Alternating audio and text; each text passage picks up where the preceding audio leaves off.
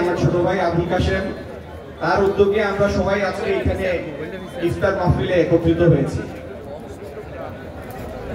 তার পরিবারের মুরব্বী যিনি আমাদের ছেড়ে চলে গিয়েছেন, আল্লাহ তাকে জান্নাতুল ফেরদৌস দিন।